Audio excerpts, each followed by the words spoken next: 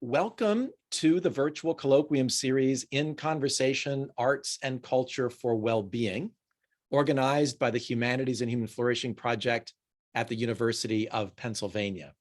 My name is James Pawelski. I'm professor of practice and director of education in the Positive Psychology Center at Penn, and the founding director of the Humanities and Human Flourishing Project.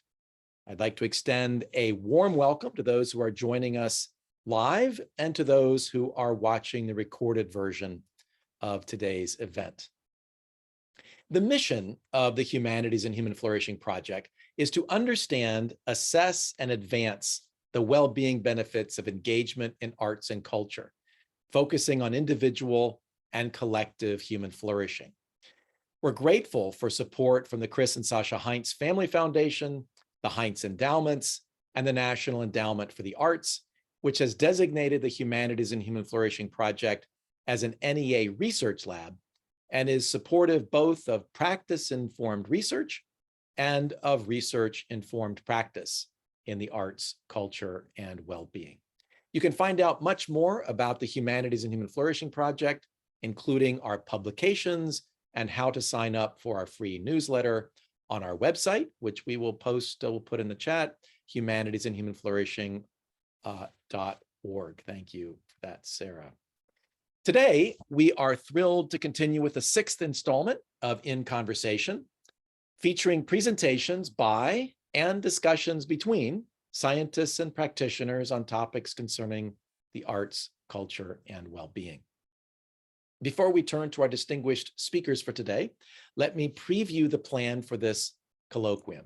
We will begin by hearing two 20-minute presentations, one focusing on science and one focusing more on practice. Then I will moderate a brief discussion with the speakers before opening it up to a Q&A with all of you. At any point during the session, feel free to enter questions or comments in the chat. If you would like to share these verbally, please wait until we open it up for audience participation toward the end of our time together, and then you can raise your Zoom hand. Okay, with that, let's turn to our speakers. It gives me great pleasure to introduce our first speaker, our very own Dr. Katherine Cotter. Dr. Cotter is Associate Director of Research with the Humanities and Human Flourishing Project team in the Positive Psychology Center at the University of Pennsylvania. Currently, she is leading the Art Museums for Wellbeing Research Initiative. She received her PhD in psychology from the University of North Carolina at Greensboro in 2020.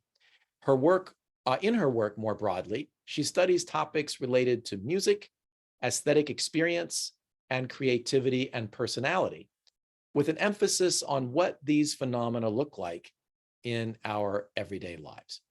The title of her talk today is Art Museums as Institutions for Well-Being. Please join me in welcoming Dr. Katherine Cotter. Thank you, James. So very excited to share some of the work that I've been conducting, looking at art museums as spaces to cultivate and promote our well-being. And so whenever I do these presentations, I always really love to start with this quote from Jeffrey Smith from his fabulous book, The Museum Effect, which I highly endorse and recommend to anyone interested in thinking about the importance that cultural institutions such as museums play in our society. And in his book, one of the things he says is that museums, libraries, and cultural institutions provide opportunities for people to understand and celebrate who they are, were, and might be. Museums can be a great space for reflection, for connecting with others, and for just overall enhancing our well-being. And I'll dig into a little bit of the research that we've been conducting and others have been conducting to understand the specifics of how museums can be really great spaces to cultivate our well-being. And so if we think really broadly about what we know that art museums are able to do well just by going and visiting an art museum, so not even participating in one of the many, many exciting programs that they may offer, we know that art museums can provoke really strong emotional responses in us. when what we see is that people who go to art museums experience greater positive emotion through their visits. They feel enhanced engagement in their lives more broadly, so making them feel more in touch and more engaged with life beyond the museum and thinking about connections in those spaces. There are mental health implications of visiting art museums. People who visit tend to feel reductions in their stress and anxiety, and even consistent visitation to museums has been associated with lower risks of developing dementia in older age.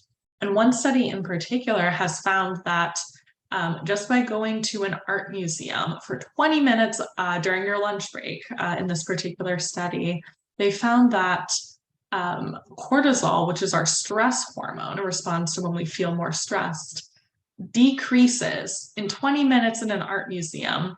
That would happen over multiple hours in our everyday life. So if we just tried to de-stress after a stressful event, it would normally take us 2 or 3 hours to come down to the level of cortisol that just 20 minutes in an art museum helps us to do. So it can be really powerful, helping us relax and feel less stressed in our day-to-day lives.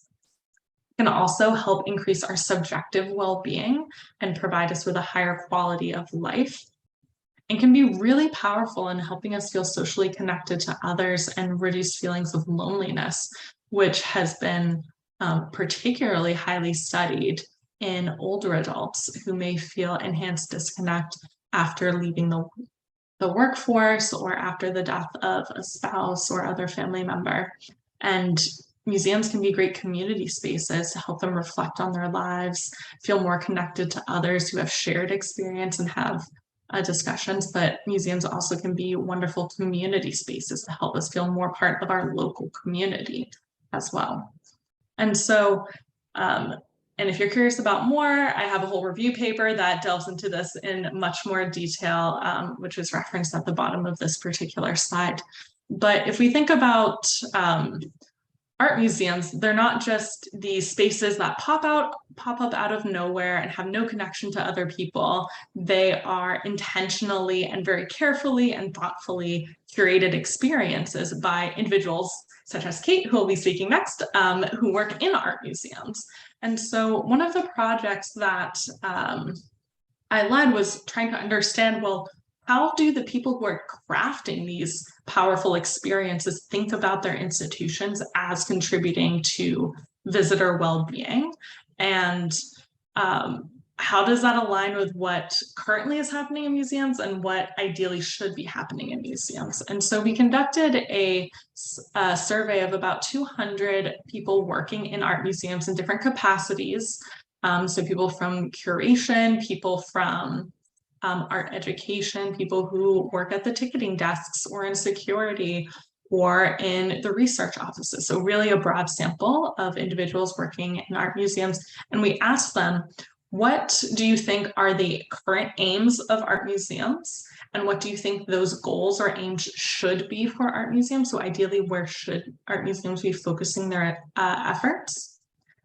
Within that, we are curious in understanding, where does improving well-being of visitors rank?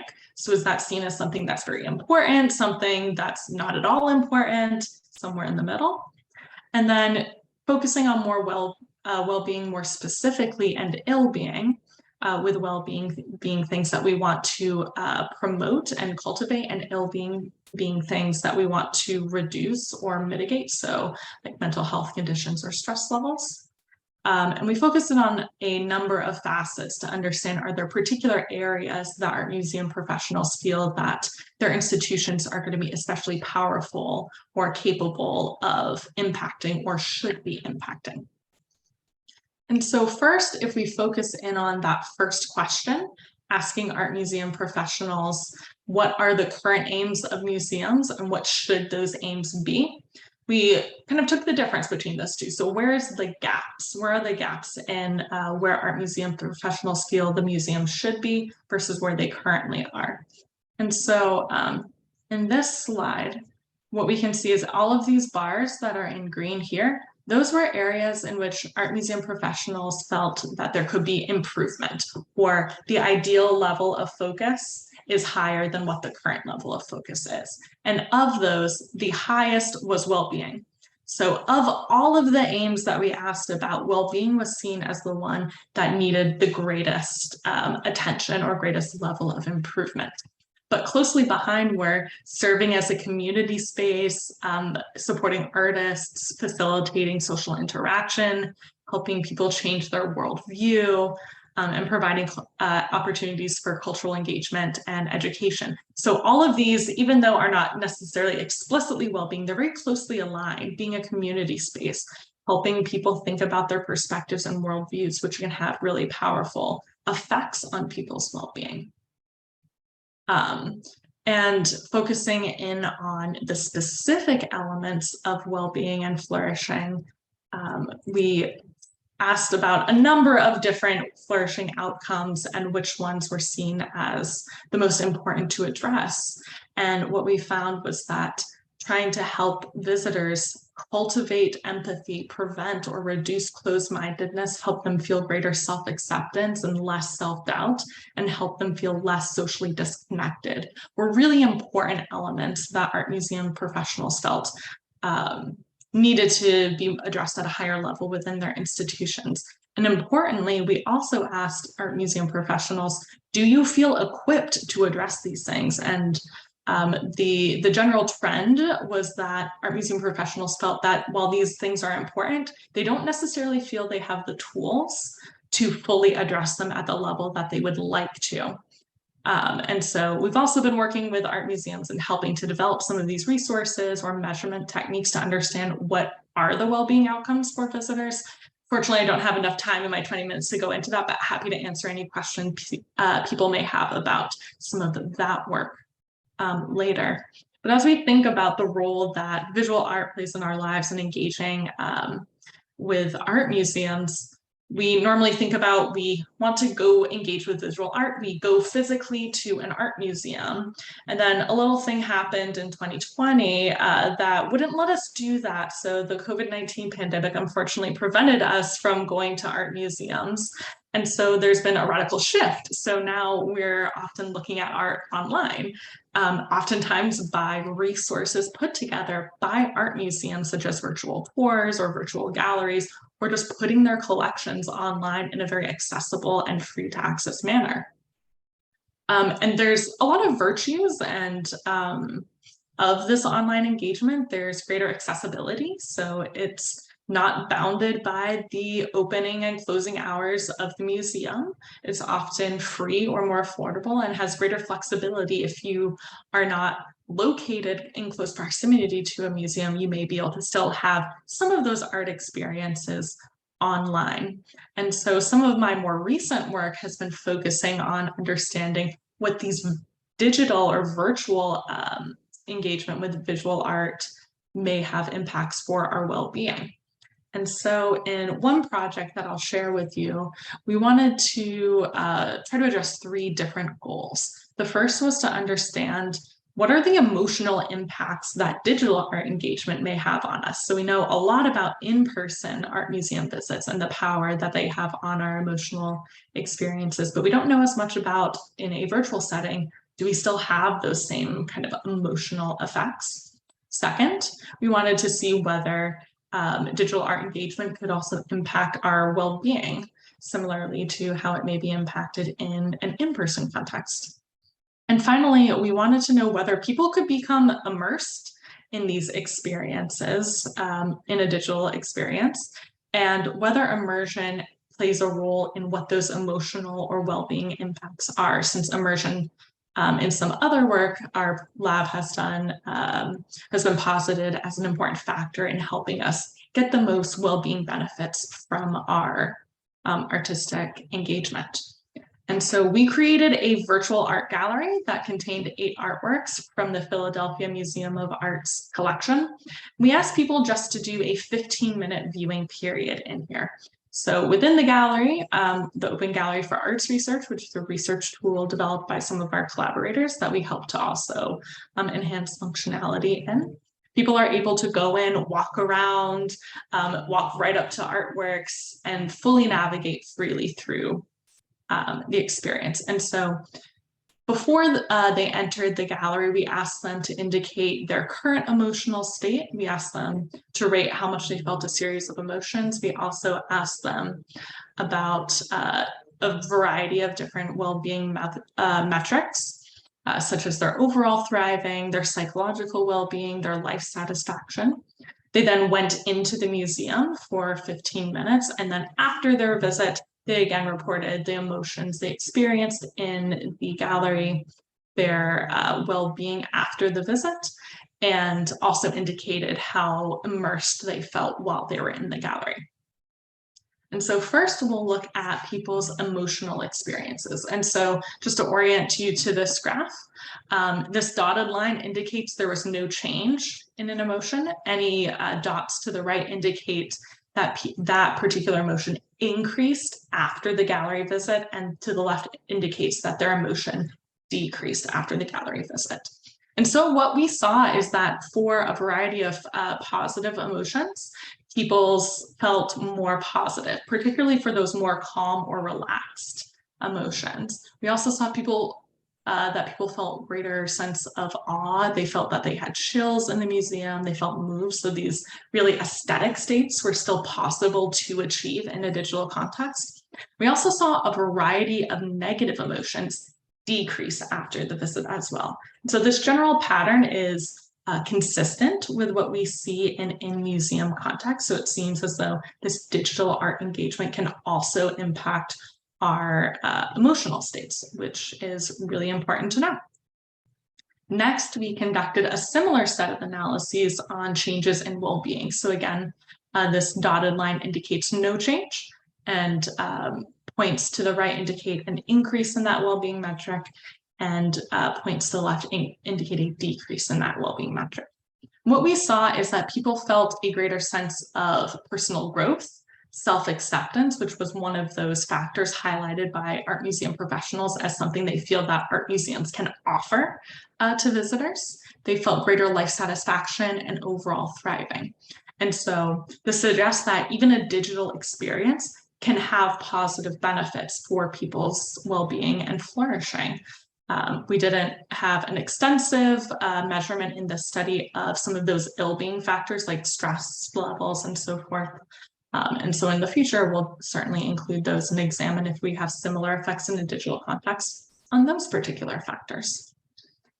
And then finally, we were interested in people's immersion and whether how immersed people got into that digital experience, did that further enhance their changes in well-being. And so this is a much busier graph, but again, dots along this line indicate there was no influence of immersion on those well-being metrics. Dots to the left mean that greater immersion was related to higher levels of that particular outcome, and dots to the left indicate that higher immersion reduced that particular outcome. And so on the bottom here, we have our positive emotions. And so when people were more immersed, they showed greater increases in positive emotion. So immersion seems to be an important factor in helping people have a positive emotional experience in the virtual gallery. For our negative emotions, we didn't see as much of a role of immersion, although people who are more immersed felt less unhappy following their visit. Immersion was also important for our three kind of aesthetic emotions of feeling chills, moved, and awe. So more immersion in the visit indicated or was associated with greater feelings of awe and chills and feeling moved. So immersion is important for those factors. And of our well-being indices, feeling greater immersion was associated with better growth in self-acceptance and overall thriving. So it seems like not just going into the gallery is going to get you all the way, but it also matters what the nature of your visit is in that virtual space. And it sounds like immersion is an important piece, particularly in a digital space, to help people feel absorbed in the experience, not feel the passage of time, and feel fully engaged in what they're doing. And so I'll just briefly close with another quote from Natalie Bondil. who states that she's convinced that in the 21st century, culture will be to health what sports were in the 20th century. Cultural experiences will be seen to contribute to our well-being the same way sports do to our physical conditioning. So I hope I've given you at least a little taste of the data, showing that cultural experiences can be important for our emotional well-being and flourishing more broadly. And we need to explore this both in art museums themselves, but also in these emerging ways in which people are engaging with visual arts, such as these virtual galleries and other digital art experiences. So I would be remiss if I didn't thank our lovely funders for supporting this work, including the National Endowments for the Arts, the Templeton Religion Trust, the Chris and Sasha Heinz Family Foundation, and the Society for the Psychology of Aesthetics, Creativity, and the Arts for supporting the work that I presented here today. But that is all from me. And so I will stop sharing, and I'm very excited to hear what Kate will be sharing with us next. Terrific. Thank you, Katherine.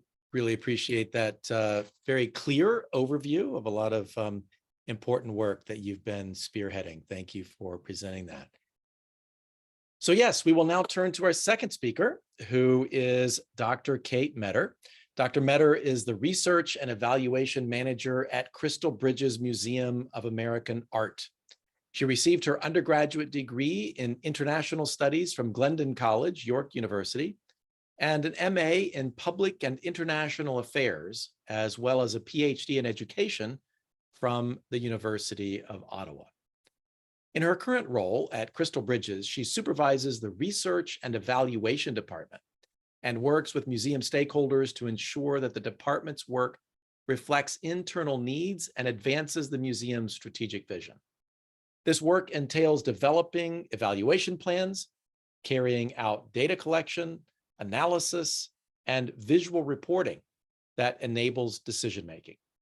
Her passions connect love of data and art in the form of data visualization and data storytelling. Having spent over 20 years in Chile, Canada, she now lives in Bentonville, Arkansas, with her husband, Justin, baby Allison, and 2 cats. Her talk is titled Evaluating Wellbeing at Crystal Bridges Museum of American Art. Please join me in welcoming Dr. Kate Meador. Thank you, James, for that very warm welcome. So I am going to share my screen with my slides, and we will dive right in. So greetings to you wherever you are in the world. I'm so happy to share with you a little bit about our museum experience and how we view well-being at Crystal Bridges, as well as how we evaluate well-being. And so here are some of the goals of the presentation today.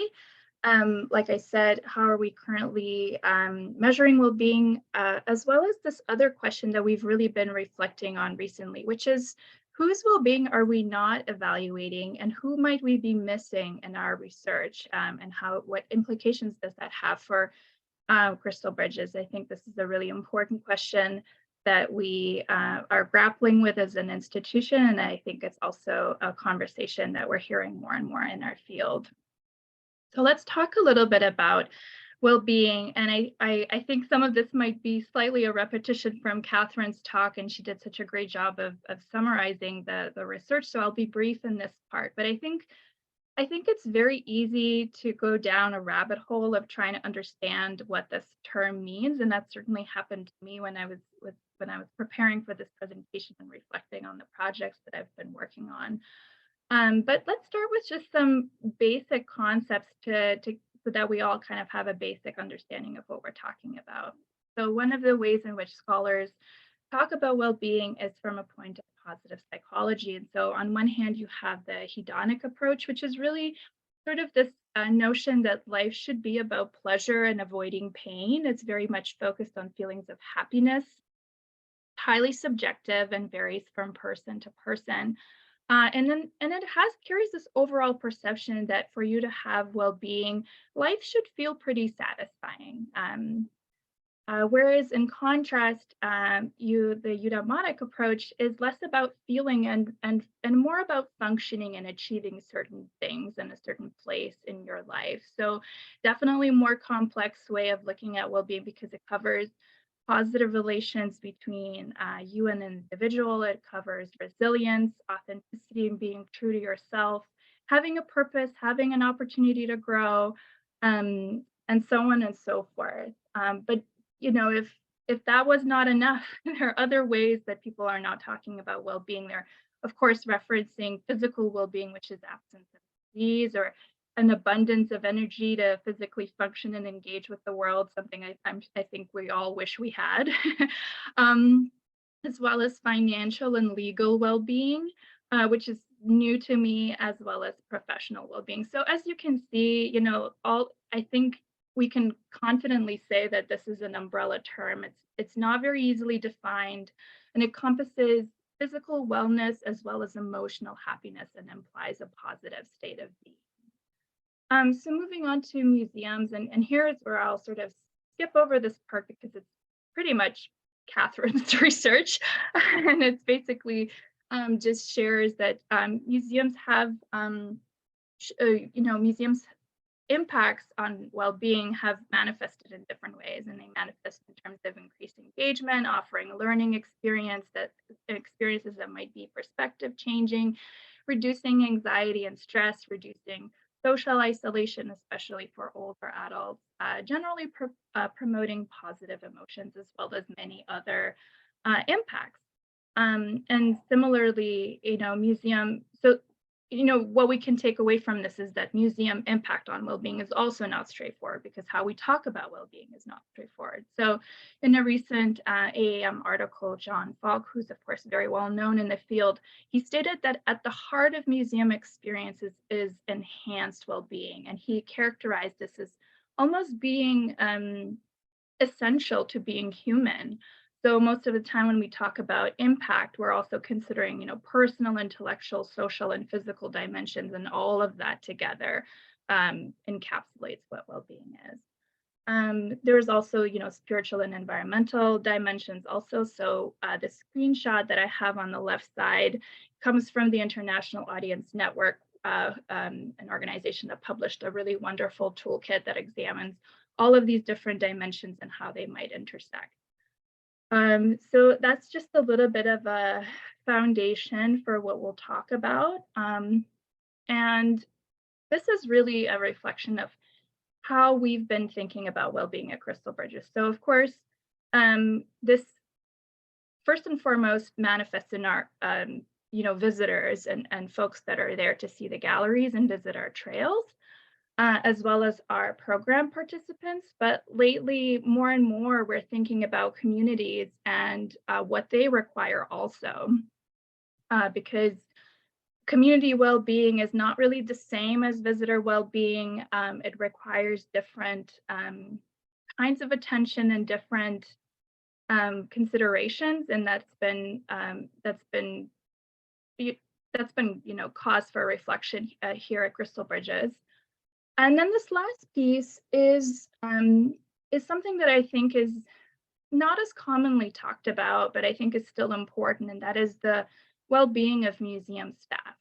I think that museum staff are, of course, foundational for museums to exist, and I think their well-being in many ways translates into the well-being of the audience, the visitors who come. Even if it's not in a direct way, I think the two are related, and we'll talk about how all of this intersects together.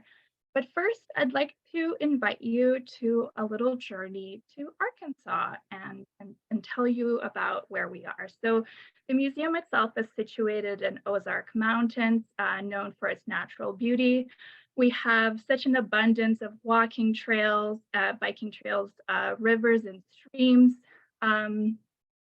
But not so many art museums. And so Alice Walton, who is the founder of Crystal Bridges, grew up feeling like art was not really accessible for people in Arkansas and where she lived. So Crystal Bridges was created here in Bentonville, in her hometown, and it is situated on 120 acres of woods, streams, and a variety of walking and biking trails. The museum itself has 3 galleries. We have an early American, modern, and contemporary gallery, in addition to other various artworks that are displayed on the trails. And then we also have 2 to 3 temporary exhibitions per year. So these are sometimes, curated by our own curators, or sometimes they're coming from other institutions. And so we have been able to provide access to art that has not been previously available for the people in this region. So let's talk a little bit about our attendance. So we, of course, prior to the pandemic, we saw roughly 700,000 visitors, and that number took a huge dip in 2020. And then in 2022, we're sort of starting to see it climb back up. And so we did see 600,000 visitors again. More than half of our visitors come from outside of Arkansas, which I think is very interesting. And then 32% of our gallery visitors also visit the trails. So unlike maybe some other art museums, our context and where we are located has a direct connection to the kind of well-being experience that visitors have access to, I would say. So so let's start with our gallery and trail visitors, and then we'll talk a little bit about the program participants in the case study. So at Crystal Bridges, we collect visitor experience data through a project called COES, which stands for Collaboration for Ongoing Visitor Experience Studies. It's a nationwide collaboration of museums that all use the same piloted and validated instrument developed by the Museum of Science in Boston. And this allows us to collect all sorts of visitor experience data, from motivations to their experience ratings and demographics. And so by being a COES participant, we can not only benchmark our ratings against the national average of other museums that are COES participants, but we also compare the ratings from year to year to see where we're improving and where we still have a little bit of work to do. So using this survey method, we have begun to collect data on visitor motivation. So this survey question was underpinned by theoretical assumptions that visitors have many motivations, and many of these are tied to well-being. So these can include learning, social interaction, and relaxation. And the data that we've collected support this notion. So we see that 48% of those that visit Crystal Bridges do so for social enjoyment, so to spend time with their loved ones, friends, or family. 42% do so for because of the museum's popularity. It was either something to do in the area or it was recommended to them. 33% do so for learning, and 20% do so to relax and recuperate. But here's where it gets a little bit more interesting. So if we take a look at these categories, they start to reveal a few differences among them. So let's walk through this together. So I highlighted the first column and the last column. So we see that the folks that are here for social enjoyment and to relax, there is an element here that's interesting. So the relaxers visit without kids. It makes sense, right? Those that do so for social enjoyment visit with children. Both are local, both are repeat visitors. And for our relaxers, we know that they are also more likely to be members. And we do see that these are folks that typically have a household income of over $100,000. So, and this is quite high for our area. Whereas in contrast, if we look at those that are visiting for popularity and learning pursuits, there's also a few common elements among them too. So they're much more likely to not be local. They're for popularity visitors, they're there for the first time. So they're first time visitors.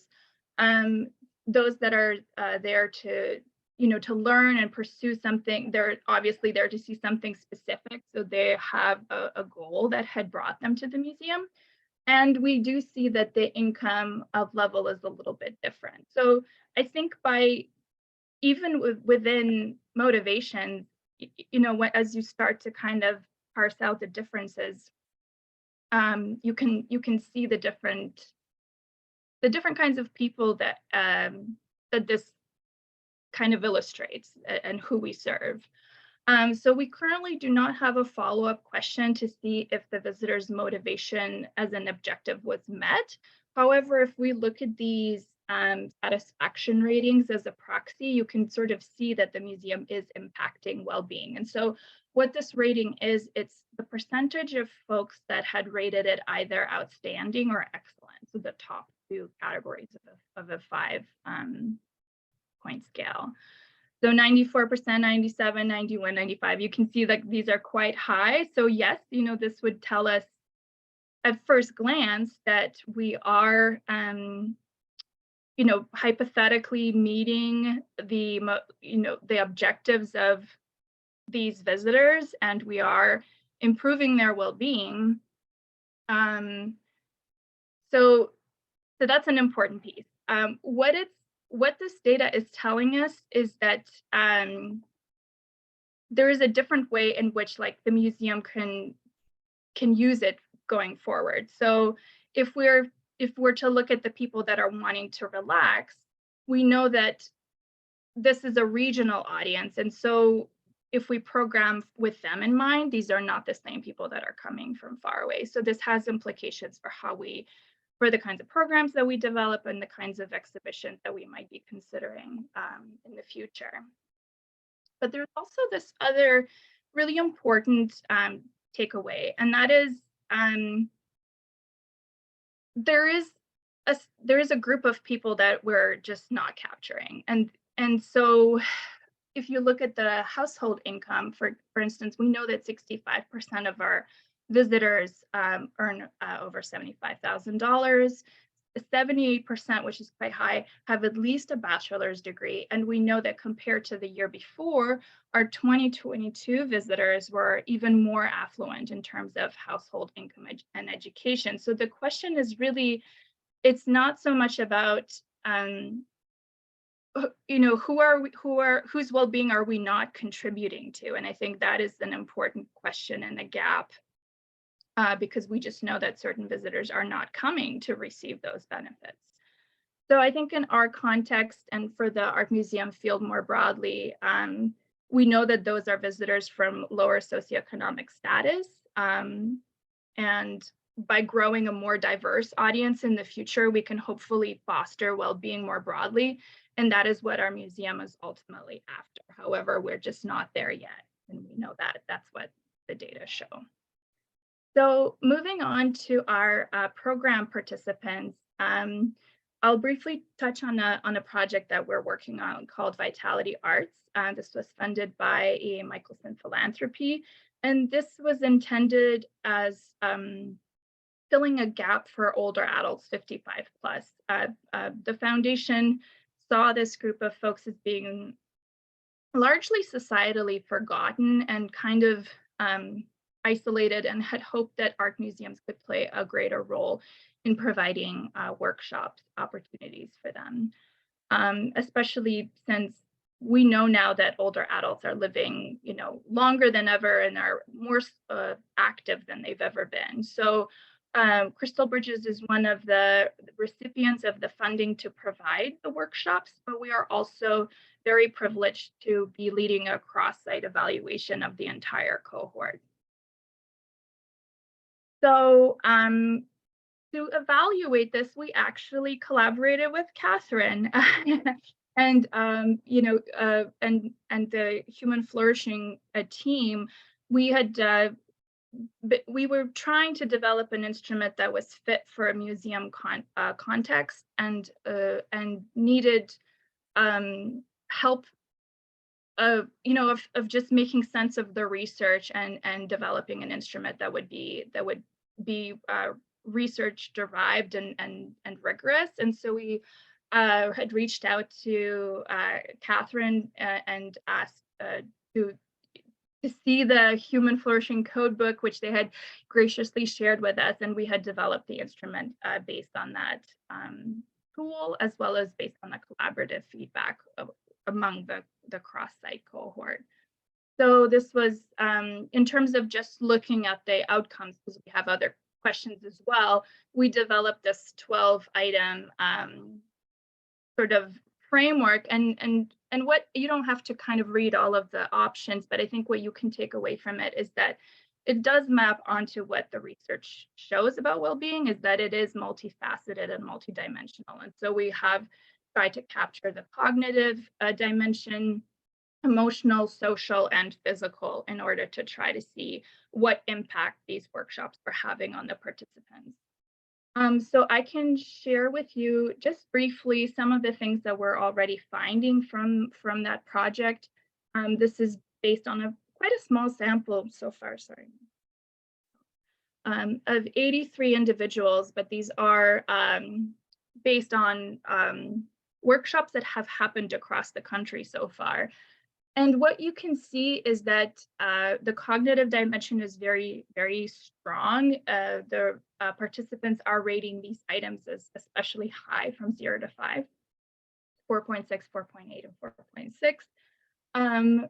And we are seeing that overall the participants are having a very, very positive experiences.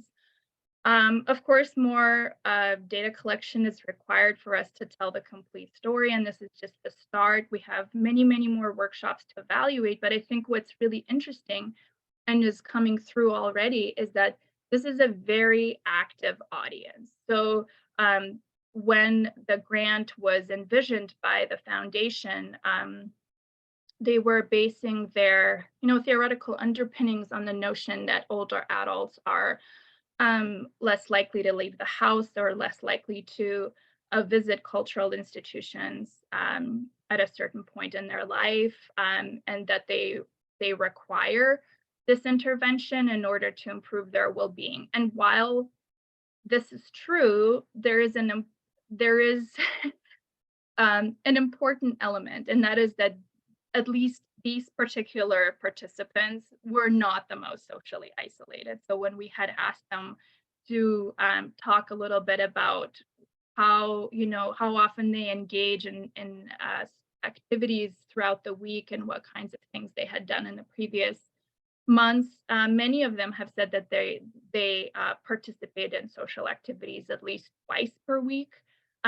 Many of them are also familiar with the museums where the workshops were held. Some of them are members, and they are frequent visitors of that museum. So I think what's important to take away here is that while the model of the workshop participation might be very positive and might be very effective, I think this gives us pause with respect to who's the participant and who might be missing out. In other words, are we capturing the most socially isolated, the older adults that are most in need of these workshops, or are we already preaching to the choir, so to speak? So I think that's an interesting piece, and it does again tie into that larger theme that I've been sharing with you, is that it's a question of whose well-being are we not capturing. All right, so very briefly, let's talk a little bit about community well-being. So during the pandemic, Crystal Bridges was part of a relief campaign that engaged our local community in largely non-traditional ways. So this was a time when the museum was either closed or it was not as frequently visited, and this gave the museum an opportunity to envision other innovative ways to help. So through partnership with local organizations, the museum did all this stuff. There were household and personal care items, provided boxes of food, of course, grants for artists, as well as there was a social connecting campaign that focused on creating connections for individuals that were especially affected by isolation, such as those living in assisted living facilities. And I think this work had paved the way for how we think about community engagement in general. So this conversation is different from what we've been talking about up to this point, because it's not just well-being of one individual, but potentially a larger group of people within our region. And while a community might be a geographical community, it could also be a community of like-minded people, or it may refer to a racial or ethnic community. There are very many different ways to think about it.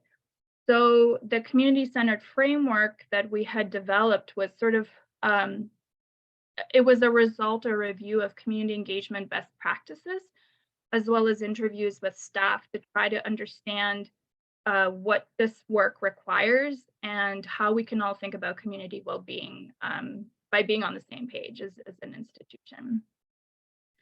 So one biggest takeaway from this work is that well-being for us is rooted in equity, respect, and adequate dedication of museum time and resources into those who we wish to work with. Through these, the museum can then engage in reciprocal ways, build trust, and ultimately diminish the possibility of doing harm, especially to vulnerable communities. So the framework is currently being rolled out across the museum. It includes a variety of resources and tip sheets, best practices, and it also helps us to think about community engagement and community well-being in different levels, and reminds us to consider what those groups would demand. So, it's about thinking about the length of engagement, or who maintains the control in their relationship. Is it the museum or is it the community? What kinds of communication standards or expectations might there be? Is there understanding around compensation? Because I think it's very important for the museum to pay artists and participants and community members for their time, as opposed to expecting that time for free. And also, how do we sustain these relationships? So how do we maintain well-being of communities in an ongoing way? So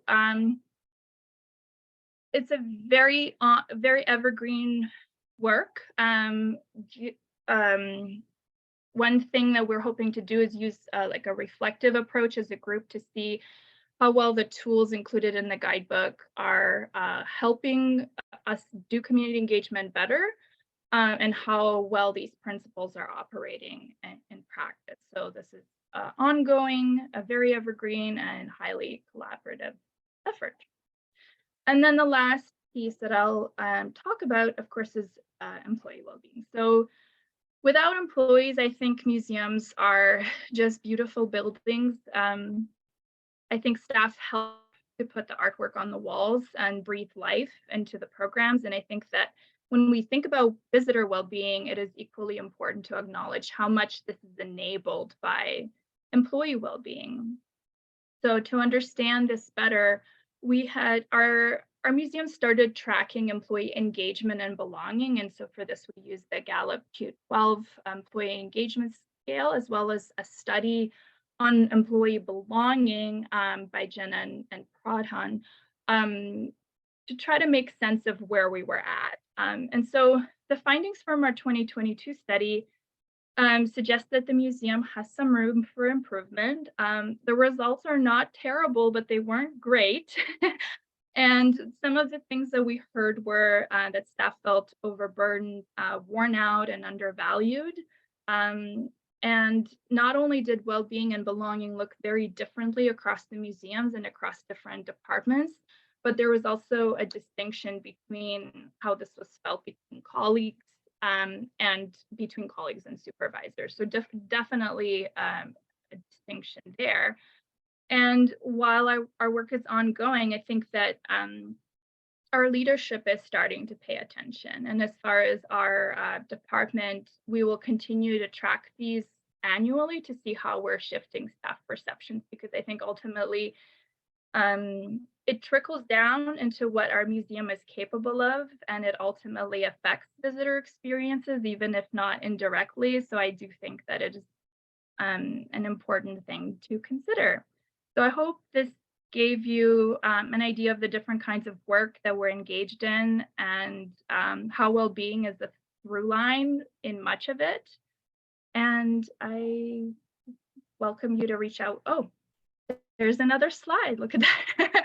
So there was one other thing that we had looked at that I forgot to mention is there we track something called a Net Promoter Score, which is basically this question. I would recommend working at Crystal Bridges to family and friends. So I'm sure if you've ever filled out a survey, you had come across a question like this.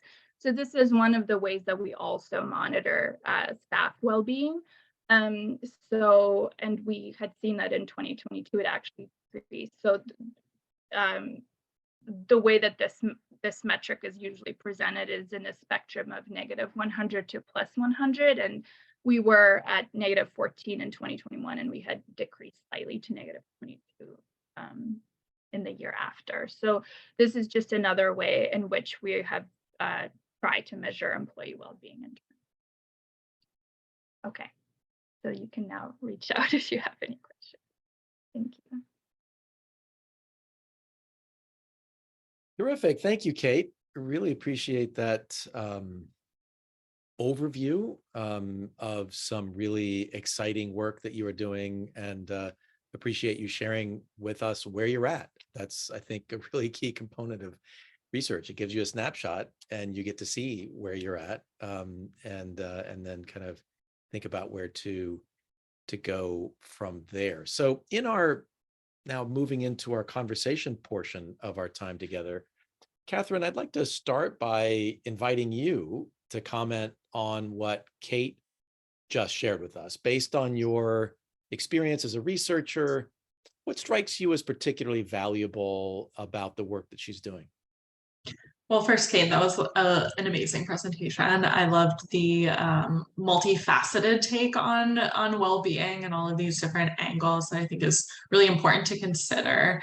And something that I know from a research standpoint, I'm always concerned, and it sounds like you are too, from your visitor profile, is like, who are we not capturing and who are we not understanding from like data perspectives, as well as so forth. And I know when I've collaborated with museums, we're always struck by some of the things that you mentioned in terms of certain profiles being overrepresented in the visitorship. And something I always like to ask and think about with people working in museums, because I don't know how this works, is how, like, what are your thoughts on how we can expand that access? And is it helping people realize, like, hey, this is going to benefit your well-being? Is it getting the word out about some of this stuff? Is that going to be a way to attract new people? And I'd love to hear your thoughts on like what we can do collaboratively, like from like how can the research be useful to this end, and how can we all work together to share the beauty of our museums with folks? I think that's such a great question, and I wish I had a simple answer for you, Katherine. I think that our museum is starting to adapt different or adopt different approaches to this. So one of them is we've realized that in order to draw certain folks in, we need to go into the community and bring the museum out of the walls and meet folks where they are. So one of the ways in which we're doing that is we've developed like a mobile art lab program that visits local libraries and local townships and introduces rural folks and like folks in just variety of different communities to the museum, and tells them that this is a resource that's there. Everyone is welcome. And one thing I had forgotten to mention is that we are a free museum. So, you know, there are technically no financial barriers to visiting apart from the temporary exhibitions, which are paid for. But other than that, you can come at any time and see the permanent collection for free. However, there are a lot of other barriers that are not just related to funds. And I think, and some of that has to do with just people perceiving as museums as not spaces for them, not feeling necessarily safe in those spaces, or not feeling like they belong, not seeing content that's relevant, and not even knowing how to behave in spaces like museums, because I think they carry a lot of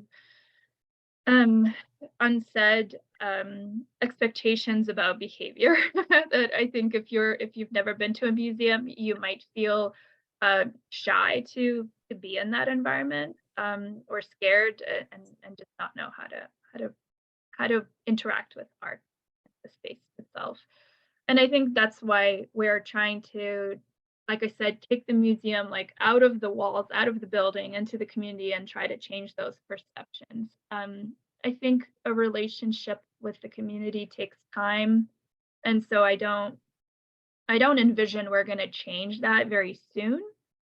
But then, in terms of like your work, you're looking at art in a digital setting, but that made me wonder, like, well, what about art in these mobile art labs? Like, are they creating similar experiences that then would awaken that hunger for more art, or like curiosity of saying, well, this was great, why don't I visit the museum and see what happens? So that was like a question that had occurred to me as you were presenting, of how could we measure well-being in non-traditional arts settings that are intended to create those community connections. Sorry if that was a long-winded answer.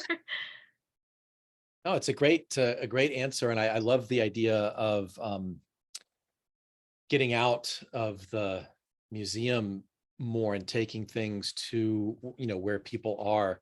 I read not too long ago a statistic about I don't know how it is at Crystal Bridges, but the percentage of artworks that a museum owns that are actually in the vaults, right? It's like an insane percentage of the artworks at most museums that there's just no way, that there's just not space, right? So most art that museums collect is languishing in the darkness because there's not room on the walls. I wonder, just kind of following up on this question, it's a lot harder to answer Katherine's question, isn't it? Because like we don't have those people in front of us to like give the questionnaire to. So it's like the people who aren't there, how do you know why they're not there? That's a really hard question to get at. So I wonder if there are creative ways around that. So I know in our work, we go through, sometimes we go to art museums and query people, but sometimes we go to representative samples that aren't collected at museums. So I wonder, Kate, if you have thought about or tried this or would consider looking for other kinds of ways of sampling your community, let's say either within the state or all these various you could set the parameters for whatever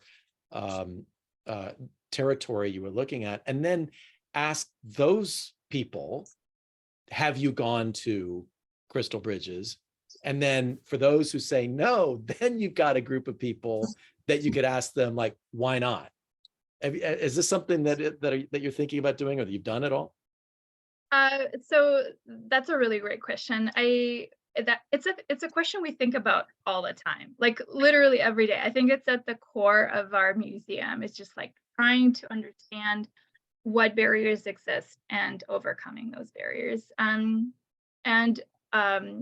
In our work, we have also worked with other institutions to help them understand that too. Like we've worked with the Peel Mansion, which is a really small historic house in our region, and they came to us trying to understand, like, how come people don't know about the Peel Mansion? What do they know about the Peel Mansion? So we had worked to develop a study just like that to query people about people's perceptions of the space and how they could use that information to increase their attendance. As far as Crystal Bridges, we have we have held focus groups with members from our Latinx community to try to understand how the museum was perceived and some of the barriers, which I had shared earlier. Actually, has a lot to do with not necessarily feeling safe and comfortable in the space, and just a different perception of leisure values and seeing it as a space not necessarily for them. But James, as you're talking about this, I'm very much interested in collaborating and developing, I think, a tool that could help us explore those questions in more detail, and looking to you as research experts to provide that advice. Yeah, and I think starting with that mobile art lab is like a really easy thing. Is just even the survey that you've already developed as part of the Vitality Arts program, I think could easily be reworded slightly to ask them, like, are you getting these things out of it? And if they are, like at a similar level to the Vitality Arts project or other like metrics that you're doing with Coves and so forth. Yeah. That could just be like some initial insight into this, I think, for sure. Absolutely. And some of the other things I always think about is like the difference between adolescent well-being and like adult well-being too, because we know from research that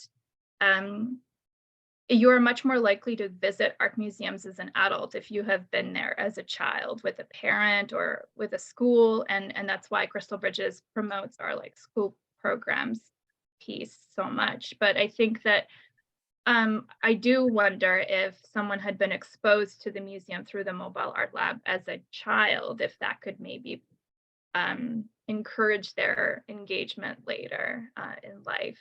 So definitely a more of a longitudinal study, or more further, future study. But those are the definitely questions that are on my mind. Terrific. So Kate, I know you mentioned, we've already kind of been having this conversation a bit, but I'm curious if there are other things that struck you when either Katherine's current presentation or the work that she's been spearheading that seems to you particularly important for the work that you're doing at Crystal Bridges, but then also maybe more generally in terms of evaluating. And I love how you, with Katherine, I love how you identified these various groups that it's important to think about. Obviously, employee well-being is going to look different from visitor well-being. Even the visitor people who are, like members and come back regularly, that's different from, as you pointed out, just somebody who's driving through and stops by. So any thoughts or things that strike you about the work that Katherine was presenting? So many things. I think one thing that really popped out at me is, Katherine, you mentioned in one of the slides that you had presented, you said that the museum staff did not see it as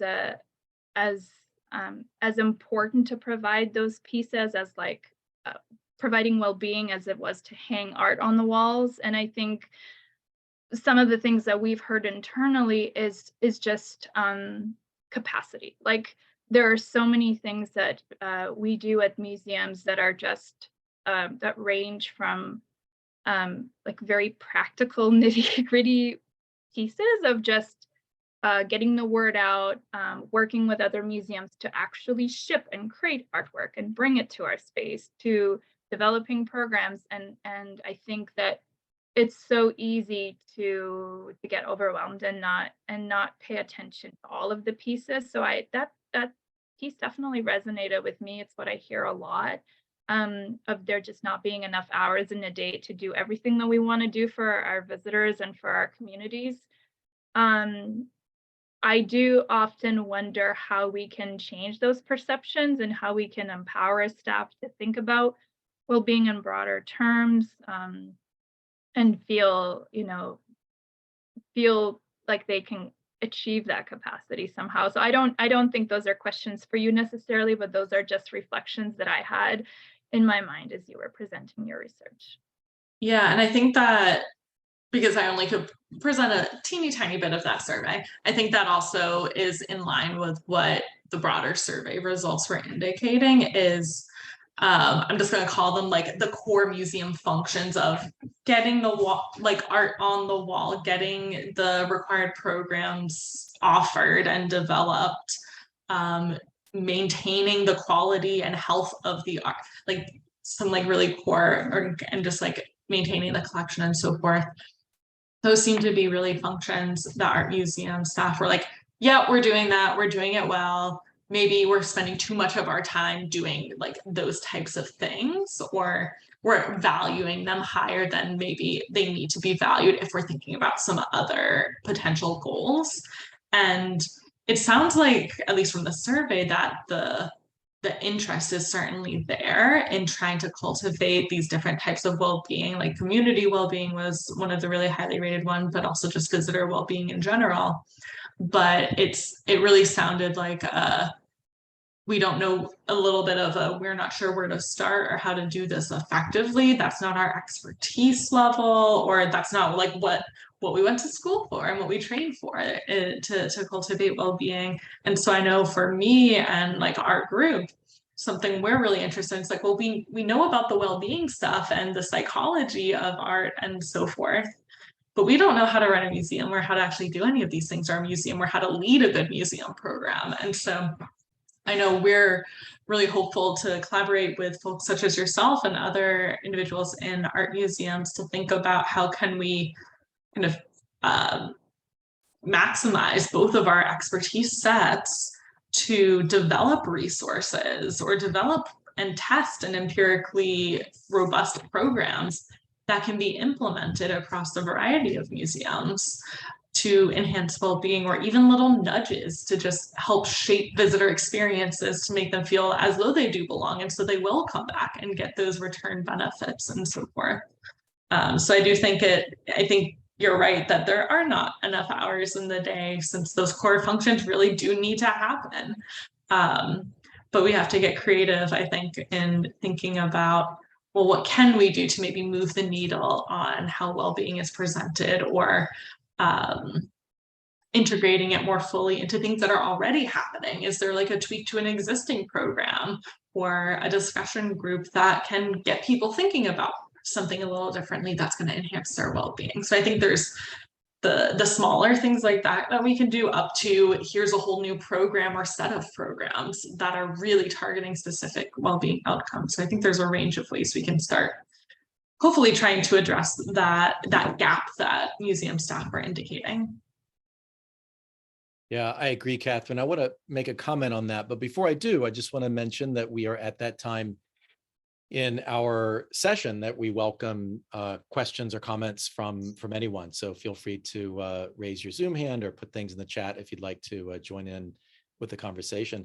This part of what we're talking about reminds me of something, or feels familiar to me, across different domains. So for example, my colleagues at the University of Pennsylvania, professors, we have felt in similar ways, I think, over the last few years, as our students are coming to Penn with more and more mental health challenges, that were, clearly the counseling staff isn't able to handle this all on their own. And the message then can go out to professors, well, you need to support the well-being of your students.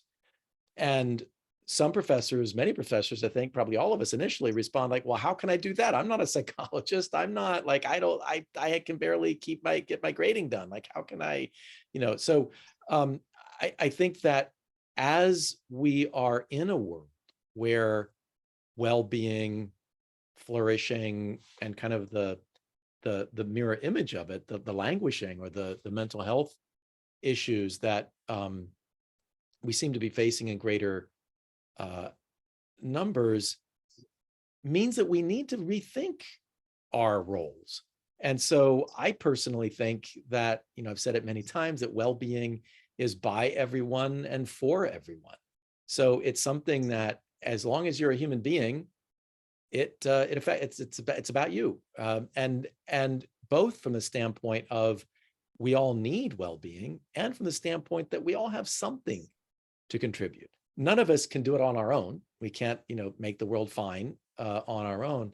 But as you were saying, Catherine, even just taking small steps. So even, from the standpoint of the professors, just putting something on your syllabus that says, I care about your well-being. And I'm not a psychologist. I'm happy to talk if there's anything that I can help with. If you want to see a counselor, here's the hotline. Here's how you can get connected in. So I think, Katherine, just kind of to continue to develop what you were saying, both small steps, little things that can be done. And so it's not like, oh my goodness, I have to do everything, but then also collaborating, right? So that's part of what we're excited about, as you say, Katherine, in collaborating with folks like you, Kate, is to say, okay, well, not just let's just kind of like throw something in there, but let's actually try it out and look to see, does this have the kind of effects that we're hoping that it will on these various groups of people. So again, it's not, as you said, Kate, it's not a short-term thing. We're not going to get this figured out, by tomorrow, but Rome wasn't built in a day, but it was built.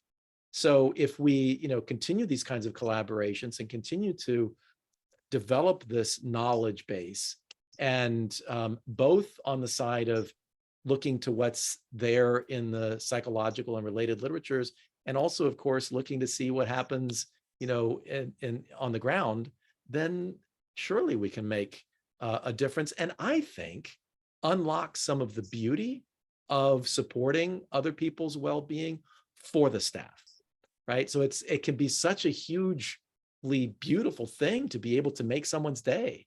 Now, it's tough if you're already overloaded and you're already having to stay 3 hours late because you have to get these things hung up. So it can't be that kind of a thing. But as we figure out how to, balance workloads, it can actually be energizing, right? For staff to realize that they're not just hanging pictures. They're not just curating art. They're curating people. They're caring for people, right?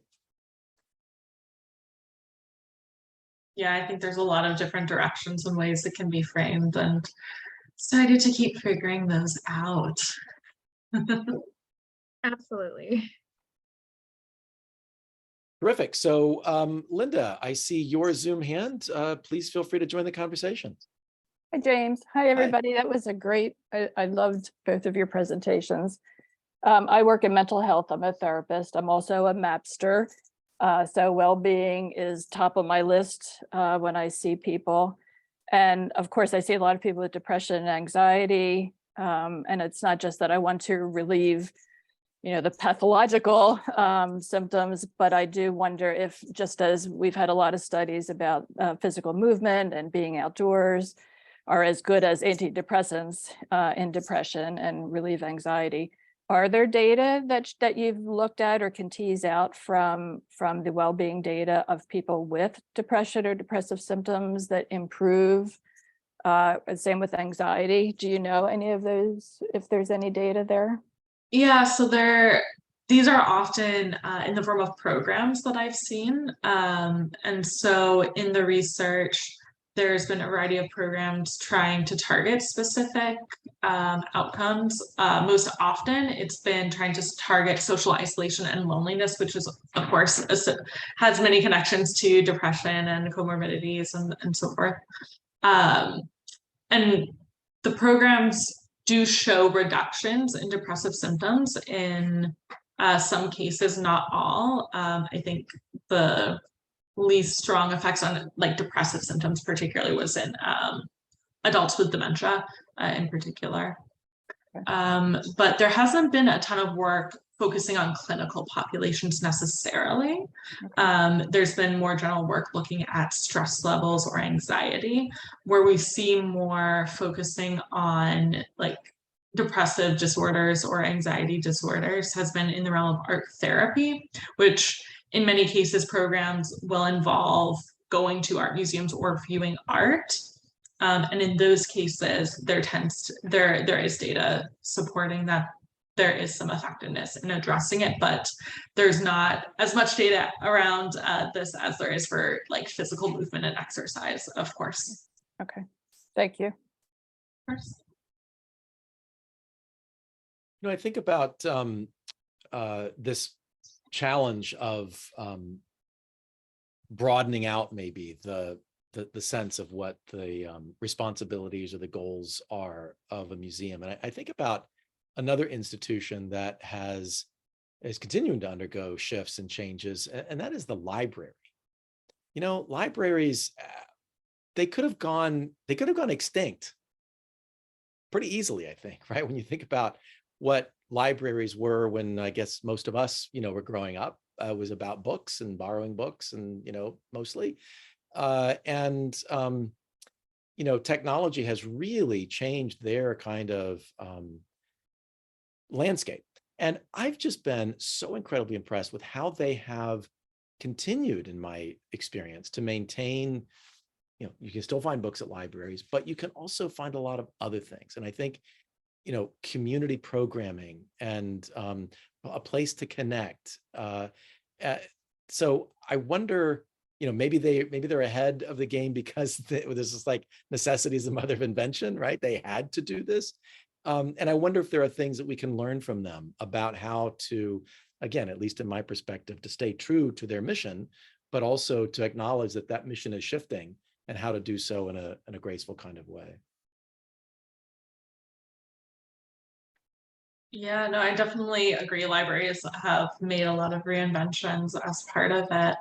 And I'm just thinking of some of the programs that I've seen at a variety of art museums that I feel are starting to go in that direction. So as part of our work developing that survey that Kate, you mentioned around art museums and well-being, we worked with the Andy Warhol Museum in Pittsburgh. And while I was there, they were like launching a new space and they had like a DJ in there, they had food trucks and a whole like thing, and it was packed. And I know the next weekend they were having like a LGBTQ prom for the adolescents and the youth in the area. And so I think there's certainly going to be a lot of interesting ways of having some of these events in art spaces that invite people in for maybe that event and then they stay for the art. So I saw a lot of people when we were surveying their experiences during that kind of DJ'd event. And a lot of them were like, oh, I heard about this special event. And then they would talk to us afterwards and they're like blown away by the collection and like hadn't thought about it and had a really powerful aesthetic experience, even if maybe that wasn't what got them in the door in the first place. And so I found that to be really interesting, kind of like libraries having these more programs not necessarily centered around their books. I guess would be the analogy. Yeah. I definitely see that as well. So Crystal Bridges has a sister site called The Momentary. And so we often, when we talk about Crystal Bridges, we say Crystal Bridges and The Momentary, but because they are two institutions. And The Momentary is a contemporary arts space that also has an outdoor concert hall. And they also curate a lot of food experiences and a lot of interesting talks, as well as they have a gallery as well. And it's interesting to see how the experiences there differ from Crystal Bridges and how the audiences are sometimes different. The Momentary is housed in a former cheese factory, so it is a very industrial space. And I think a lot of people do go in there just to check things out because they're not sure what it contains. And some of them go to visit like an outdoor concert and then they realize that there are also galleries inside. There's a coffee shop inside and a shop. And it I think helps to draw them in the door because I think otherwise they might not have really figured out like what the space is. So I think we don't really have enough data yet for the Mo to really like speak about whether that model is, more effective because Crystal Bridges is sort of nestled in a really beautiful treed area, whereas the Momentary is more centrally located in the city. So like, I think it's easier to come across it by accident, whereas the Crystal Bridges, I think like you're there with a purpose. You don't stumble across it by accident. So it's a little bit different. Yeah. I want to bring up one other point here, and I'm curious what your thought is about this, both from the perspective of Crystal Bridges, but then just more generally, the situation with art museums. We've been, I think, mostly today talking about what I would call the direct benefits of attendance at art museums. So things like, a range of well-being factors, so positive emotions, connection, social connections, and so forth. And of course, there are indirect benefits of attending art museums, things like, economic benefits to the institution itself, to the territory around. So if people come in to see Crystal Bridges from other states, then presumably they're going to need a place to eat, maybe a place to stay. And so there's an economic impact. And I think that oftentimes when measurement is talked about with regard to art museums, it has traditionally been around things like attendance or economic impact, these kinds of indirect benefits. And I'm curious, and so much of what we've been about in the Humanities and Human Flourishing Project is saying, okay, those are important in their own way. And that's not why we have art museums. We don't have art museums because somebody said, hey, I know a way to make a buck. Let's, bring in some impressionism. But rather, we need to have ways of being able to assess more and more of these direct benefits. At the same time, an art museum has to stay open.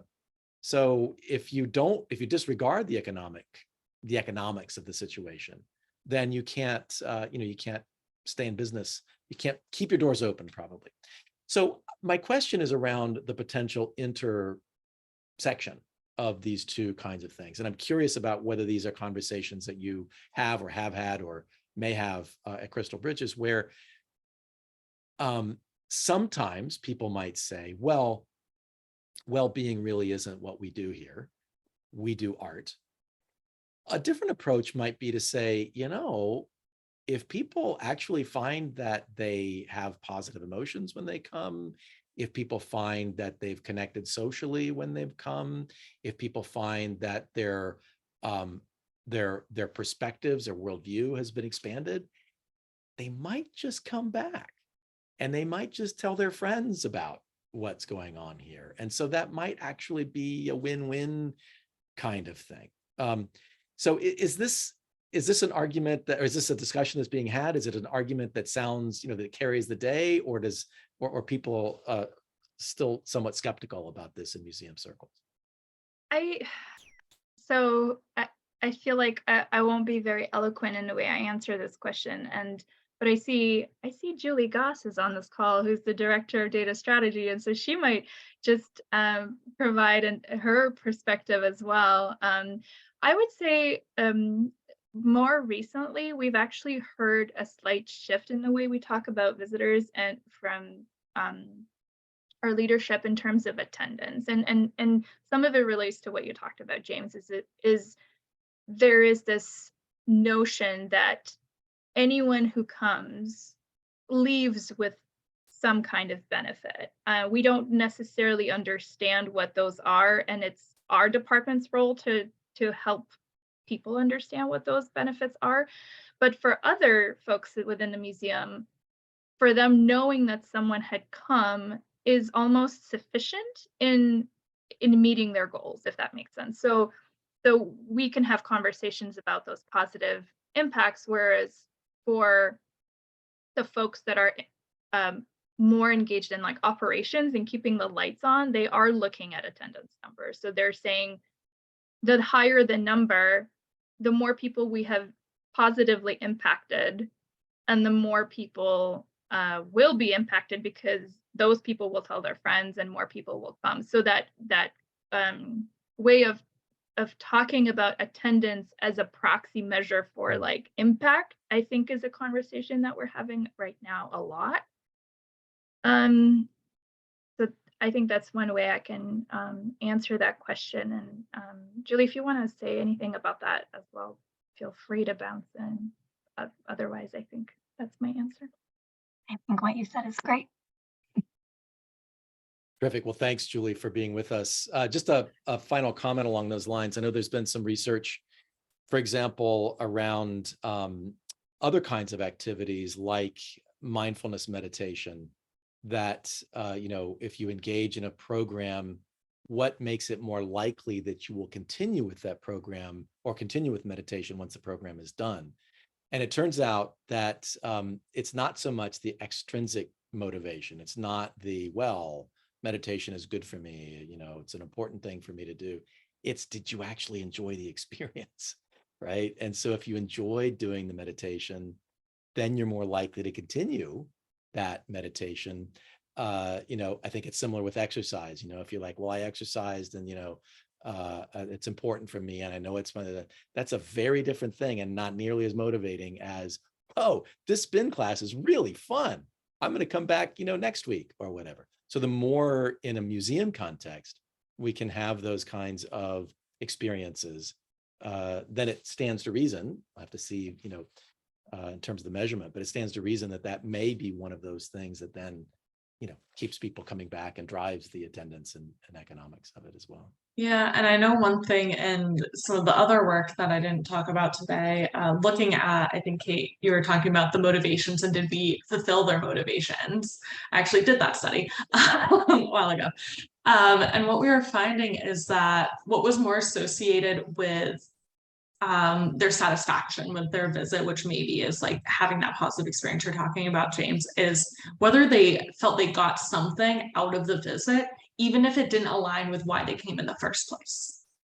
So it wasn't so much, I came to have social connection, I got social connection, I am now satisfied, like a linear, it was more, I came for social connection, but then I like didn't even realize I was curious about this thing and then got super into it and didn't talk to anybody the whole time, but I got that thing out of it. I was satisfied. So it seemed more that there's an impactful experience somewhere in their visit that was more important than did what I came for actually happen for many of them, certainly not all, but for many of the visitors that we studied, that seemed to be the more important role. Yeah, and I think just one thing I wanted to add is on COVES, which is the instrument that we use to measure our general audience, we also have another question, which is, are you here to see anything specific? And we typically see that the majority of folks are there just to check it out, and they're not there to see anything specific. And so we both look at that as well as their motivations, but I think in general, what that tells us is that those are the motivations they're kind of hoping to achieve, but they're open to other experiences while they're on site. So I think that it does kind of relate to what you were talking about, Catherine. Terrific. And with that, we come to the end of our time together. So thank you again to Katherine Cotter and Kate Meador for joining us today and giving us such thoughtful presentations and insightful answers to our questions and the discussion. Feel free to add any words of thanks you would like in the chat as well. I'd like to also express my thanks to Sarah Sidoti, Associate Director of Operations of the Humanities and Human Flourishing Project, for all of her work behind the scenes. And finally, thanks to each of you for joining us today, again, either in person or virtually. It's been great having you with us. And this actually wraps up our colloquium series in conversation for this academic year. We're currently planning our series for next year. If you have anyone you would like to recommend as a presenter, please do reach out to us. Otherwise, we look forward to passing along more information about our upcoming sessions as it becomes available. As always, you can have easy access to this information by signing up for our free newsletter, which you can do by visiting our website at www.humanitiesandhumanflourishing.org. You can also find out much more information there about the work of the Humanities and Human Flourishing Project and keep up to date on our latest work. Please feel free to pass the word along to anyone you think might be interested. Thanks for joining us, and we look forward to seeing you again next year. Thanks, and be well.